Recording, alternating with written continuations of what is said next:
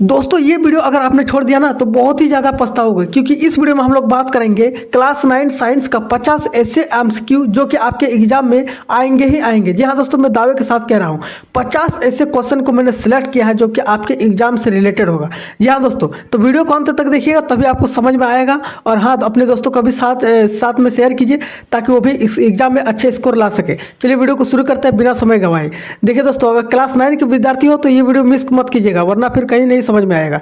चलिए शुरू करते हैं। सबसे पहला हमारा ऑब्जेक्टिव क्या होगा, यहाँ पर रुकिए, थोड़ा सा कलर हम चेंज करते हैं। यहाँ पर देखिए क्या कह रहा है यहाँ पर कि देखिए पदार्थ की कौन सी अवस्था सबसे अधिक संपीड़ित होती है। पदार्थ की कौन सी अवस्था सबसे अधिक संपीड़ित होती है। ऑप्शन ए ठोस, बी द्रव, सी गैस या फिर डी प्लाज्मा। तो इसका राइट आंसर हो जाएगा दोस्तों ऑप्शन नंबर सी संपीड़ित। देखिए पदार्थ की कौन सी अवस्था सबसे अधिक संपीड़ित होती है, तो यहाँ पर गैस जो होती है संपीड़ित होती है, क्योंकि गैस के कण जो होते हैं वो काफ़ी दूर दूर में फैले होते हैं, इसीलिए गैस क्या करते हैं जल्दी फैल जाते हैं। तो संपीड़ित मतलब फैलना भी आप कह सकते हो। तो इसका राइट आंसर हो जाएगा ऑप्शन नंबर सी। यहाँ पर आगे बढ़ते हैं क्वेश्चन नंबर यहाँ पर 2 की ओर देखिए। क्वेश्चन नंबर 2 क्या कहता है, यहाँ पर कह रहा है दोस्तों कि तापमान बढ़ाने पर कणों की गति क्या होती है। ऑप्शन ए घटती है, बी रुक जाती है, सी समान रहती है या फिर डी बढ़ती है। तो इसका राइट आंसर क्या होगा, राइट आंसर होगा ऑप्शन नंबर डी। क्यों ऐसा होता है, क्योंकि तापमान बढ़ाने पर जो हम लोग तापमान टेम्परेचर बढ़ाते हैं तो कणों की गति क्या होती है, वो क्या होती है, वो बढ़ती है। क्योंकि एक तो गैस की गति क्या होती है दोस्तों, दूर दूर में होती है। ऊपर से जब हम लोग तापमान बढ़ा देते हैं ना तो ये जो ये है कण है, ये तेजी से दौड़ने लगता है, फैलने लगते हैं। तो इसी कारण क्या होता है, ये बढ़ती है। यहाँ पर आइए समझते हैं क्वेश्चन नंबर 3 की ओर। देखिए बहुत ही ज़्यादा इंपॉर्टेंट क्वेश्चन है, मिस मत कीजिएगा। क्लास 9 का आप लोग एग्जाम देने वाले हैं, उससे पहले ये वीडियो ध्यान से देखिए, आपको समझ में आ जाएगा। क्वेश्चन नंबर 3 कह रहा है कि वाष्पीकरण की दर बढ़ जाती है। अब ये वाष्पीकरण यहाँ पर समझ लीजिए, वाष्पीकरण मतलब होता है कि कोई चीज़ का भाप बन के उड़ जाना। सिंपल सा समझिए, यहाँ पर ज़्यादा हम लोग हचपच नहीं करेंगे। वाष्पीकरण की दर बढ़ती कैसे है, तो ऑप्शन ए अधिक आर्द्रता से, या फिर बी कम तापमान से, सी अधिक सतह क्षेत्र से, या फिर डी कम हवा से। तो इसका राइट आंसर हो जाए दोस्तों ऑप्शन नंबर यहाँ पर सी अधिक सतह क्षेत्र से। आप मान लीजिए आप कोई कपड़ा भिगाए हैं, मान लीजिए कोई आप कपड़ा पहनते हैं उसको भिगा दीजिए, उसको सुखाने के लिए क्या कीजिएगा, क्या उसे उस कपड़ा को क्या कीजिएगा एकदम समेट करके रख दीजिए तभी वो सूखेगा, नहीं, बल्कि उसका सतह जो है एकदम फैलाना होगा इसको, तब जाके वो सूखेगा। क्योंकि वाष्पीकरण की दरिया बहुत ही ज़्यादा तेज़ी से होगी फैलाने से कपड़ा को। तो कपड़ा यहाँ हो गया, इसका सतह को हम लोग अगर फैला कर रखेंगे ना, अगर कपड़ा को ऐसे गोल गोल घुमा के ऐसे रखेंगे तो उस जल्दी सूखेगा नहीं, तो वाष्पीकरण दर कम होगा। लेकिन अगर कपड़ा को हम लोग फैला कर रख देंगे ना तो वो ज़्यादा सूखेगा। तो क्षेत्र बढ़ाने से वाष्पीकरण की दर भी बढ़ जाती है। आइए यहाँ पर समझते हैं क्वेश्चन नंबर 4 की ओर। यहाँ पर क्वेश्चन नंबर 4 देखिए इंपॉर्टेंट, केल्विन पैमाने पर 0 डिग्री सेल्सियस कितना होता है। देखिए आप केल्विन ऑप्शन 0 डिग्री या फिर देखिए 0 केल्विन, या बी 100 केल्विन, या फिर सी 273 केल्विन, या डी 373 केल्विन। तो इसका राइट आंसर हो जाएगा ऑप्शन नंबर यहाँ पर सी 273 केल्विन। 0 डिग्री सेल्सियस 273 केल्विन के बराबर होता है, याद रखिएगा यहाँ पर 0 डिग्री सेल्सियस। आगे बढ़ते हैं क्वेश्चन नंबर 5 को। यहाँ पर देखिए क्वेश्चन नंबर 5 देखिए 50 क्वेश्चन है, इसीलिए वीडियो लंबा बनेगा, जल्दी जल्दी से हम लोग करेंगे। क्वेश्चन नंबर 5 क्या हो रहा है कि निम्न में से मिश्रण कौन सा है। यहाँ पर ऑप्शन ए जल, बी नमक, सी हवा, डी कार्बन डाइऑक्साइड। CO2 यहाँ पर कार्बन डाइऑक्साइड होता है। तो इनमें से बताइए आप 5 नंबर का क्वेश्चन आंसर बताइए दोस्तों। तो यहाँ पर होगा दोस्तों 5 नंबर का राइट आंसर हो जाएगा यहाँ पर सी ऑप्शन नंबर सी। हवा क्या होता है, यहाँ पर मिश्रण होता है दोस्तों, याद रखिएगा। यहाँ पर आगे बढ़ते हैं, चौथा नंबर क्वेश्चन हो गया ना, अच्छा ठीक है आगे बढ़िए क्वेश्चन नंबर 6 की ओर। यहाँ पर क्वेश्चन नंबर 6 क्या कह रहा है यहाँ पर देखिए कि टिंडल प्रभाव किसमें दिखाई देता है। देखिए टिंडल प्रभाव वो होता है जो जिसमें मान लीजिए आप कोई एक गिलास लेते हो, कोई एक गिलास लेते हो, इसमें पानी डाल देते हो और इसमें से थोड़े थोड़े पत्थर डाल देते हो, तो टिंडल प्रभाव यही करता है, प्रकाश की किरणों को ये फैला देता है दोस्तों। तो यहाँ पर ऑप्शन देखिए बिलियन है, बी कोलाइड है, या फिर सी तत्व है, या फिर डी यौगिक है। तो इसका राइट आंसर हो जाएगा ऑप्शन नंबर बी कोलाइड जो होता है ये क्या करता है, टिंडल प्रभाव को टिंडल प्रभाव को दिखाता है कोलाइड। यहाँ पर कैसे वो हमने आपको बता दिया, एक गिलास पानी लीजिए, उसमें से कुछ पत्थर डालिए, उसमें लाइट मारिए, वो लाइट को फैला देंगे वो। आइए समझते हैं क्वेश्चन नंबर 7 की ओर। यहाँ पर निस्यंदन या फिर फिल्ट्रेशन क्या होता है। देखिए फिल्टर का मतलब क्या होता है कि किसी चीज़ को अलग करना, फिल्टर का यही होता है। तो यहाँ पर ऑप्शन देखिए घुले पदार्थ के लिए, या फिर बी ठोस के लिए, या फिर सी ठोस द्रव के लिए, या फिर डी द्रव के लिए। तो इसका राइट आंसर हो जाएगा ऑप्शन नंबर यहाँ पर सी सी ठोस द्रव के लिए। देखिए निस्यंदन यानी फिल्ट्रेशन क्या होता है, मान लीजिए आप एक गिलास में पानी लेते हो, उसमें से कुछ पत्थर डाल देते हो, क्या पानी से पत्थर को अलग नहीं किया जा सकता? जी हाँ, बिल्कुल ये अलग किया जा सकता है, उसी को बोलता है फिल्ट्रेशन यानी अलग कर देना। आइए समझते हैं क्वेश्चन नंबर 8 की ओर। क्वेश्चन नंबर 8 देखिए यहाँ पर क्या कह रहा है कि शुद्ध पदार्थ का गलनांक कितना होता है, शुद्ध पदार्थ का गलनांक क्या? देखिए ऑप्शन है बदलता रहता है क्या, बी निश्चित होता है, सी शून्य होता है, या फिर डी बहुत अधिक होता है। तो इसका राइट आंसर हो जाएगा ऑप्शन नंबर बी, निश्चित होता है। शुद्ध पदार्थ है भाई, तो शुद्ध पदार्थ का गलनांक निश्चित ही होना होगा, और शुद्ध थोड़ी ना है यहाँ पर कि अलग अलग होगा। आइए समझते हैं क्वेश्चन नंबर 9 की ओर। क्वेश्चन नंबर 9 यहाँ पर देखिए कह रहा है कि द्रव्यमान संरक्षण का नियम दिया था, किसने दिया था? ऑप्शन है डाल्टन, बी न्यूटन, सी लावोजियर, या फिर डी रदरफोर्ड ने। तो इसका राइट आंसर क्या हो जाएगा, फटाफट से बोलिए। ऑप्शन नंबर यहाँ पर सी हो जाएगा, यहाँ पर लावोजियर ने द्रव्यमान संरक्षण का नियम दिया था। यहाँ पर आगे समझते हैं क्वेश्चन नंबर 10 की ओर। देखिए क्वेश्चन नंबर 10 यहाँ पर समझते हैं हम लोग। क्वेश्चन नंबर 10 क्या कहता है कि एक मोल, यहाँ देखिए एक मोल कणों की संख्या कितनी होती है? ऑप्शन ए 6.0022 इंटू 10⁻23 यहाँ पर, ऑप्शन बी 3.011 इंटू 10⁻23, या फिर सी 10⁻23, या फिर डी 1। तो इसका राइट आंसर हो जाएगा दोस्तों ऑप्शन नंबर ए, ये क्या होगा 6.022 इंटू 10⁻23 इसका राइट आंसर हो जाएगा। बाकी सब जो ऑप्शन है गलत है, ऑप्शन नंबर ए सही है यहाँ पर। आइए समझते हैं क्वेश्चन नंबर 11 की ओर। क्या कह रहा है कि जल का मोलर द्रव्यमान क्या है? ऑप्शन एस क्या होगा, ऑप्शन ए 16 ग्राम, या फिर बी 18 ग्राम, या फिर सी 20 जी, या फिर डी 22 जी, या फिर जी लिखा हुआ ना। आइए समझते हैं। देखिए जल का मोलर द्रव्यमान, यहाँ पर देखिए जल का मोलर द्रव्यमान H2O होता है ना, तो हाइड्रोजन के 2 प्लस ऑक्सीजन का 16 इसका जो द्रव्यमान होता है मोलर द्रव्यमान, तो टोटल मिलाकर यहाँ पर 18 हो गया ना। तो याद रखिएगा, तो इसका राइट आंसर हो जाएगा ऑप्शन नंबर बी, 18 यहाँ पर मोलर द्रव्यमान होता है, याद रखिएगा। आइए समझते हैं यहाँ पर क्वेश्चन नंबर 12 की ओर। क्या कह रहा है कि रासायनिक अभिक्रिया में कुल द्रव्यमान क्या है? ऑप्शन ए बढ़ता है, या फिर बी घटता है, सी नष्ट हो जाता है, डी समान रहता है। इसका राइट आंसर क्या होगा? राइट आंसर होगा ऑप्शन नंबर डी, समान रहता है। रासायनिक अभिक्रिया में कुल द्रव्यमान हमेशा समान ही रहेगा। आइए समझते हैं क्वेश्चन नंबर 13 की ओर। देखिए सभी चैप्टर मिलाया हुआ है इसमें, चाहे वो केमिस्ट्री हो, बायोलॉजी हो, फिजिक्स हो, सभी मिलाया हुआ है चैप्टर वाइज। हर चैप्टर से मैंने 3-4 क्वेश्चन सिलेक्ट किया है ऐसे जो कि पूछा गया है पिछले ईयर में, उन सारी चीज़ों को मैंने सेलेक्ट किया है। आइए समझते हैं क्वेश्चन नंबर 3। परमाणु संख्या बताती है, क्या बताती है? क्या न्यूट्रॉन, या फिर इलेक्ट्रॉन, या फिर प्रोटॉन, या फिर डी प्रोटॉन प्लस न्यूट्रॉन? तो 13 का राइट आंसर क्या हो जाएगा?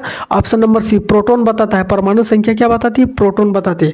आइए समझते हैं क्वेश्चन नंबर 14 की ओर। यहाँ पर क्वेश्चन नंबर 14 देखिए क्या कह रहा है कि नाभिक में कौन सा कण पाए जाते हैं? क्या ऑप्शन है इलेक्ट्रॉन, बी प्रोटॉन, व न्यूट्रॉन, या फिर सी केवल प्रोटॉन, या फिर डी केवल न्यूट्रॉन? तो इसका राइट आंसर क्या होगा दोस्तों? राइट आंसर हो जाएगा बी, यानी प्रोटॉन और न्यूट्रॉन। कहाँ रहता है? ये नाभिक में रहता है। प्रोटॉन और न्यूट्रॉन नाभिक में रहता है, और इलेक्ट्रॉन इसके चारों ओर क्या करते हैं? चक्कर लगाते हैं, जो कि माइनस में होते हैं, यानी ऋण आवेश में होते हैं। इसके चारों ओर क्या करते हैं? चक्कर लगाते रहते हैं। यहाँ पर आगे देखिए क्वेश्चन नंबर 15 हम लोग पहुंच गए हैं। समस्थानिकों में समान होता है, क्या समान होता है? ऑप्शन है द्रव्यमान समान होता है, द्रव्यमान संख्या, या फिर B neutron, C proton, D electron संख्या? तो इसका राइट आंसर हो जाएगा ऑप्शन नंबर यहाँ पर सी, प्रोटॉन हमेशा समान रहता है। प्रोटॉन की संख्या समान होता है समस्थानिक में। समस्थानिक अलग होता है, संभारिक अलग होता है। यहाँ पर यह द्रव्यमान की संख्या समान रहता है संभारिक में, याद रखिएगा। यहाँ पर क्वेश्चन नंबर 16, इलेक्ट्रॉन का आवेश होता है, इलेक्ट्रॉन कैसा होता है? जैसे कि हमने बताया इलेक्ट्रॉन पर आवेश हमेशा ऋणात्मक होता है, तो ऑप्शन नंबर बी यहाँ पर डायरेक्ट मार दीजिए, ऑप्शन देखना ही नहीं है। आगे बढ़ते हैं क्वेश्चन नंबर 17 की ओर। क्वेश्चन नंबर 17 क्या कहता है कि कोशिका की खोज किसने की थी? तो ये तो सभी जानते ही हम लोग कि रॉबर्ट हुक ने किया था दोस्तों। कोशिका की खोज हम बचपन से पढ़ते आ रहे हैं कि रॉबर्ट हुक ने की थी। आइए समझते हैं क्वेश्चन नंबर 18 की ओर। यहाँ पर देखिए हम लोग बायोलॉजी में प्रवेश कर चुके हैं। कोशिका का पावर हाउस कहलाता है। कोशिका का पावर हाउस क्या कहलाता है? पावर हाउस क्या मतलब? जिसमें अतिरिक्त ऊर्जा बनता है ना, ऊर्जा बनने लगता है, वो एटीपी के रूप में ऊर्जा बनता है। एटीपी के रूप में हमेशा ऊर्जा बनता है, अतिरिक्त एटीपी के रूप में ऊर्जा बनता है। तो कोशिका का पावर हाउस कहाँ पर बनता है? ये माइटोकॉन्ड्रिया में बनता है। हम सबको पता है कि माइटोकॉन्ड्रिया को पावर हाउस क्यों कहा जाता है, ऊर्जा का पावर हाउस। तो यही कारण होती है कि एटीपी के रूप में अतिरिक्त ऊर्जा बनती है। क्वेश्चन नंबर 18 का option number C right answer. आइए समझते हैं क्वेश्चन नंबर 19 क्या कहता है। क्वेश्चन नंबर 19 कह रहा है कि पौध कोशिका में यानी पादप कोशिका में कौन सा भाग नहीं होता है। ऑप्शन ए कोशिका भित्ति, बी क्लोरोप्लास्ट, सी वैक्यूल या फिर डी सेंट्रियोल। तो इसका 19 का राइट आंसर हो जाएगा ऑप्शन नंबर डी, सेंट्रियोल नहीं होता है, बाकी कोशिका भित्ति होता है, ये सभी होते हैं यहाँ पर। आइए समझते हैं क्वेश्चन नंबर 20 की ओर, यानी 20 नंबर हम लोग पहुँच चुके हैं। प्रोटीन संश्लेषण होता है, कौन करता है प्रोटीन का? डायरेक्ट आप लोग बताइए आंसर, ऑप्शन क्या देखना है यहाँ पर। राइबोसोम में होता है, ऑप्शन नंबर बी हो जाएगा यहाँ पर। राइबोसोम में होता है प्रोटीन का संश्लेषण। ये सब छोटा छोटा टॉपिक है, याद रखना बहुत जरूरी है। आइए समझते हैं यहाँ पर क्वेश्चन नंबर 21। पौधों में जल परिवहन कौन करता है? यहाँ पर समझ आप पढ़े होंगे, पौधों में जल परिवहन। तो ऑप्शन ए फ्लोएम या फिर बी जाइलम या फिर सी कैम्बियम या फिर डी पेरेन्काइमा। तो इसका राइट आंसर हो जाएगा दोस्तों option number B xylem. Xylem यहाँ पर याद रखिएगा, पौधों जल का परिवहन करता है। यहाँ पर क्वेश्चन नंबर 22 पहुंच गया हम लोग। मानव में स्वैच्छिक मांसपेशियां होती है, स्वैच्छिक मांसपेशियां कैसी होती है? ऑप्शन है चिकनी, बी हृदय, सी रेखित या फिर डी अनरेखित। तो इसका राइट आंसर हो जाएगा ऑप्शन नंबर यहाँ पर सी, रेखित होती है। मानव में स्वैच्छिक मांसपेशियां जो होती है वो क्या होती है? रेखित होती है। आइए समझते हैं क्वेश्चन नंबर 23। यहाँ पर क्वेश्चन नंबर 23 देखिए, रक्त किस प्रकार का उत्तक है?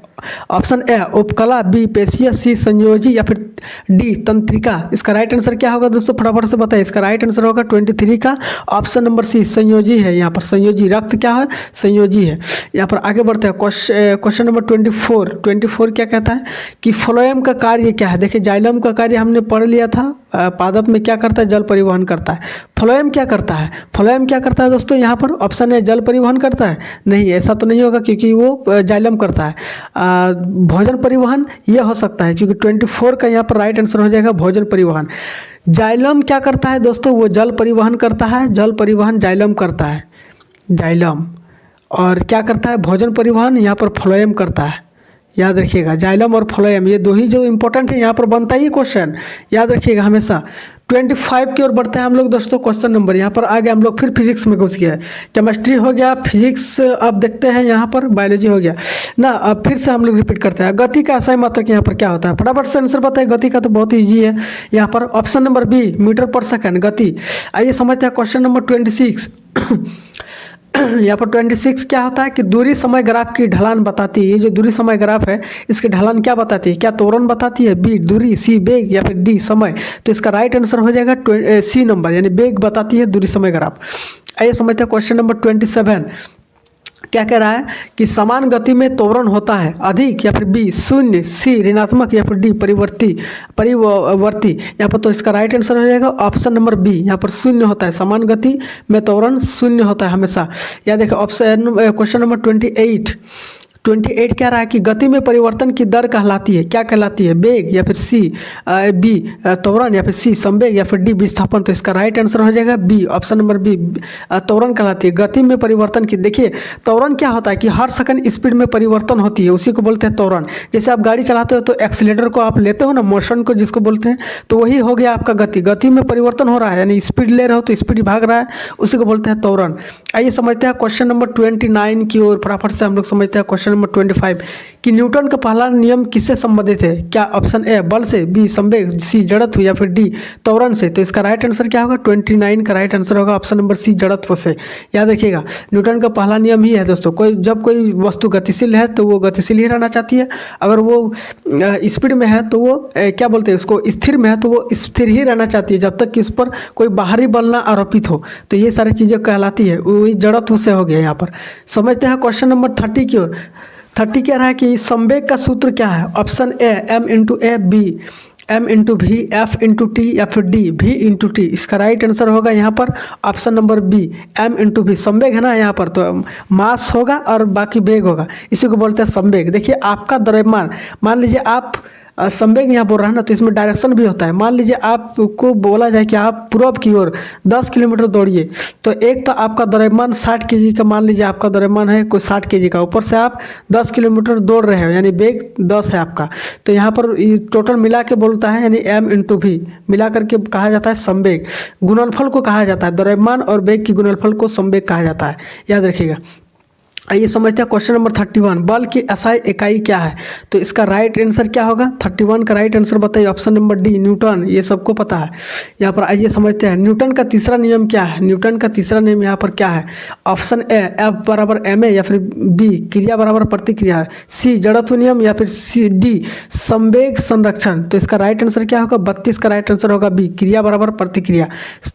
इसका तीसरा नियम, मान लीजिए आप कोई नाव में बैठे हो और नाव किनारे आ गई, आपको उतरना है, तो नाव में से क्या करना पड़ेगा, इस नाव को यहाँ पर देखिए, मान लीजिए ये कोई नाव है, अब इस नाव में कोई आदमी यहाँ पर बैठा है, अब वो उतरना चाहता है, तो वो कैसे उतरेगा, जंप करके उतरेगा। तो जितना तेज़ी से वो जंप करेगा, जितना ताकत लगा करके, उतना ही ताकत इस बोट को भी लगाएगा पीछे की ओर, जितना ताकत आगे लगाएगा उतना ताकत पीछे भी लगता है। तो यही न्यूटन का तीसरा नियम है, क्रिया करोगे उतना इतना प्रतिक्रिया मिलेगा, जितना एक्शन करोगे उतना ही आपका रिजल्ट निकलेगा, आपका रिएक्शन होगा।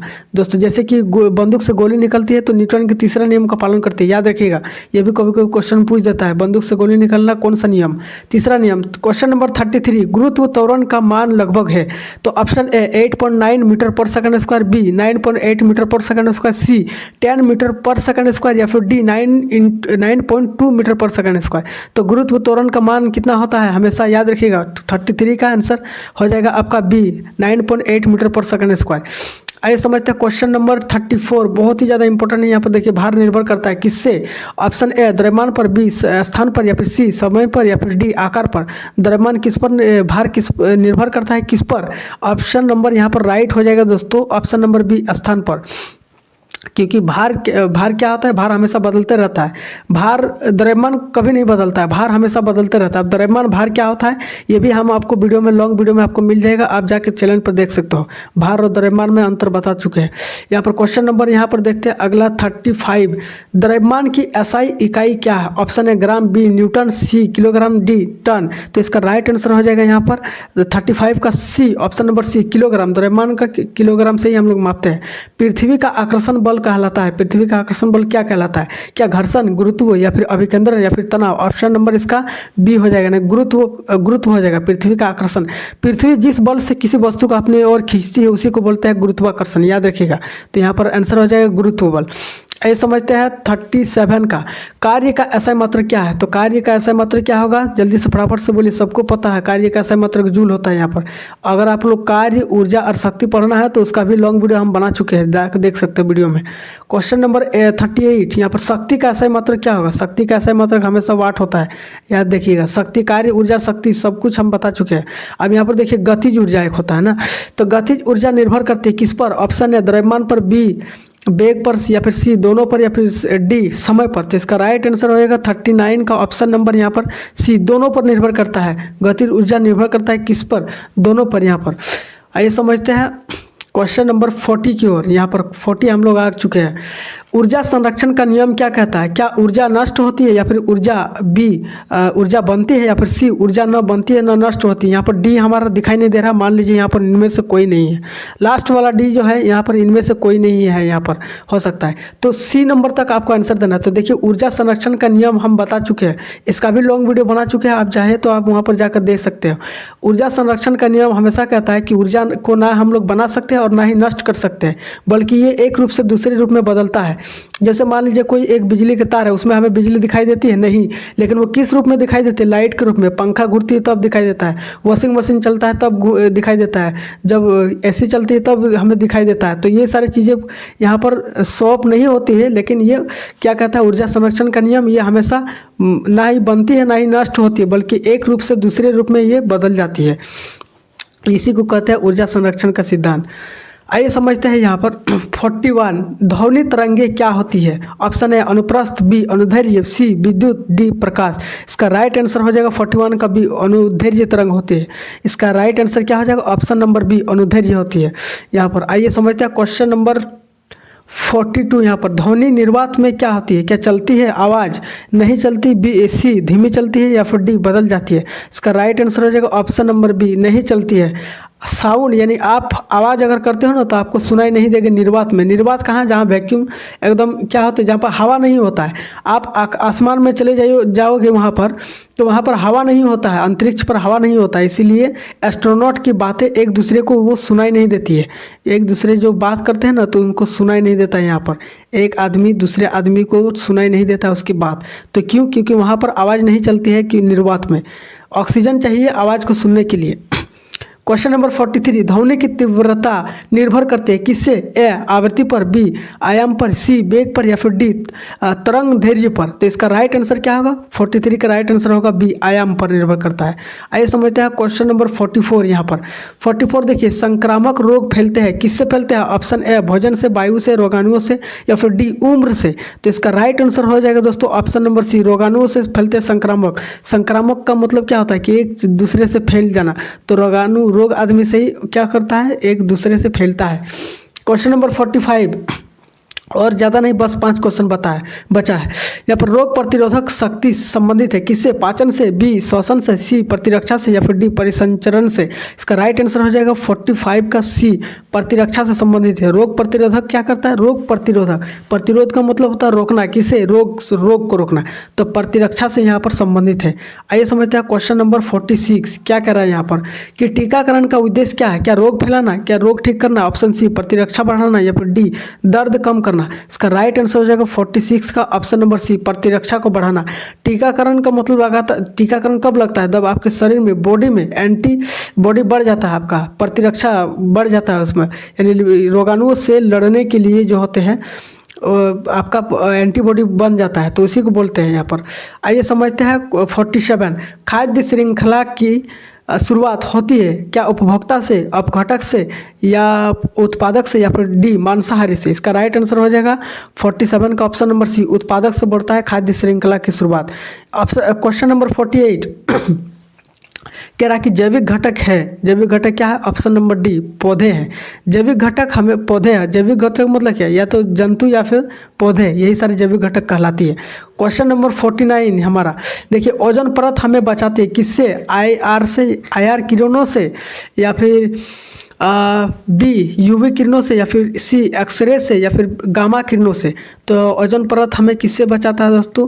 वो इसका राइट आंसर हो जाएगा यहाँ पर ऑप्शन नंबर बी, यूवी यानी अल्ट्रा वायलेट किरण से। यूवी जो होता है वो अल्ट्रा वायलेट किरणों से बचाता है। इससे त्वचा हमारा कमज़ोर नहीं होता है, रोग नहीं होता है त्वचा में, कैंसर से भी बचाता है अल्ट्रा वायलेट। यहाँ पर देखिए 50 लास्ट क्वेश्चन हमारा देखिए, पर्यावरण संरक्षण का सही तरीका क्या है? पर्यावरण संरक्षण का सही तरीका आपको पूछा गया है। इसका राइट आंसर हो जाएगा दोस्तों ऑप्शन नंबर सी, संसाधनों का संरक्षण कीजिए, आपका पर्यावरण भी संरक्षण रहेगा। तो मिलता है दोस्तों नेक्स्ट वीडियो में इसी तरीके के इंटरेस्टिंग वीडियोज़ के साथ। अगर चैनल पर नए हो तो सब्सक्राइब करके ही जाना। जय हिंद।